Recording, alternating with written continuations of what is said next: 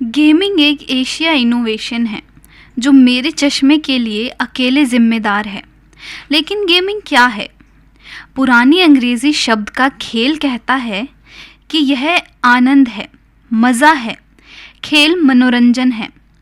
जहाँ तक आज की बात है, गेमिंग वह है जो आप चाहते हैं। एक पेशा, निवेश, सौदा, जुआ, अवकाश गतिविधि या यहाँ तक कि एक मध्य वर्ग का टाइम पास। वर्षों से गेमिंग 300 बिलियन अमेरिकी डॉलर के उद्योग के लिए एक शस्त्र शब्द बन गया है। कंसोल से क्लाउड और पीसी से मोबाइल तक गेमिंग इंडस्ट्री 1950 के दशक से नींद खो रहा है और पैसे कमा रहा है। हालांकि अमेरिकी कंप्यूटर वैज्ञानिकों ने 1948 में गेम सिस्टम का निर्माण शुरू किया।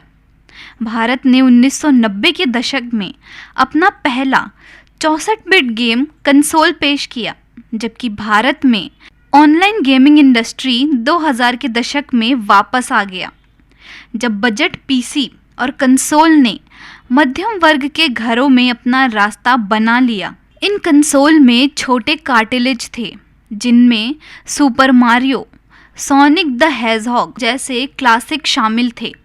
इसके तुरंत बाद 2000 के दशक की शुरुआत में पीसी और सोनी प्लेस्टेशन की बिक्री आसमान छू गई और हमारे लिविंग रूम में गेमिंग का अनुभव लेकर आई। इस तथ्य के बावजूद कि भारत ऑनलाइन गेमिंग उद्योग से अवगत था, हमने 2000 के दशक के अंत तक अपना खुद का खेल विकास शुरू नहीं किया था। 2009 में भारत ने हिंदू पौराणिक कथाओं पर आधारित अपना पहला video game Hanuman boy warrior बनाया। न केवल खेल के ग्राफिक खराब थे, बल्कि इसने बहुत सारे विवादों को भी उकसाया। दर्शकों को किसी देवता के साथ छेड़छाड़ करना अटपटा लगा, भले ही वह वीडियो गेम के लिए ही क्यों ना हो। विवाद और ग्राफिक के बावजूद यह भारत का पहला वीडियो गेम था और इसने राज्यों के कई गेम डेवलपर्स को अपने स्वयं के स्टूडियो शुरू करने के लिए प्रेरित किया। धीमी शुरुआत के बावजूद भी भारत वर्तमान में दुनिया के लीडिंग मोबाइल गेमिंग बाज़ारों में 5वें स्थान पर है, जिसमें 220 मिलियन से अधिक गेमर्स प्रतिदिन औसतन 42 मिनट मोबाइल गेम्स पर बिताते हैं।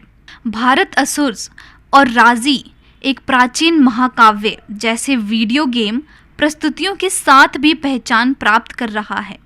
असुर न केवल भारत में बल्कि अमेरिका, चीन और जापान में भी लोकप्रिय है। इसने 2017 नेस्कॉम गेम डेवलपमेंट कॉन्फ्रेंस में गेम ऑफ द ईयर का पुरस्कार जीता, जबकि राजी N ancient epic Nintendo switch पर जारी मूल्यांकन के कई शब्द प्राप्त कर रहा है। 2020 तक लगभग 275 गेम डेवलपमेंट कंपनियां थीं, लेकिन पिछले 2 वर्षों में हमने संख्या में भारी बदलाव देखा। पूरे भारत में 200 से अधिक नए गेमिंग स्टूडियो खुल गए। एनिमेशन, विजुअल इफेक्ट्स, गेमिंग और कॉमिक सेक्टर में हाल के दिनों में अविश्वसनीय ग्रोथ देखी गई। बीसीजी सेक्वा इंडिया की रिपोर्ट 2021 के अनुसार वर्तमान में भारतीय गेमिंग उद्योग 1.5 बिलियन डॉलर का राजस्व उत्पन्न कर रहा है और 2025 तक इसे 3 गुना करके 5 बिलियन डॉलर से अधिक होने की भी उम्मीद है। भारत में एवीजीसी का इतिहास। आम धारणा के विपरीत एवीजीसी क्षेत्र गेमिंग को छोड़कर दशकों से भारतीय संस्कृति में मौजूद है।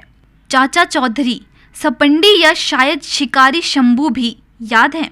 यह कुछ मूल कॉमिक्स थी जिनका निर्माण भारत ने किया था। सिर्फ कहने के लिए ही नहीं, लेकिन वह मेरी राय में मार्वल और डीसी कॉमिक्स से बेहतर ही थी। पहली भारतीय एनिमेटेड टेलीविज़न श्रृंखला घयब आया थी, जो 1986 में प्रसारित हुई थी। 2000 के दशक की शुरुआत तक भारतीय एनिमेशन स्टूडियो जैसे क्लाइम मीडिया, ट्यून्स एनिमेशन और ग्रीन गोल्ड एनिमेशन ने पश्चिमी और पूर्वी एशियाई मीडिया को आउटसोर्स करने के बजाय अपने स्वयं के एनिमेटेड शो का निर्माण शुरू कर दिया था।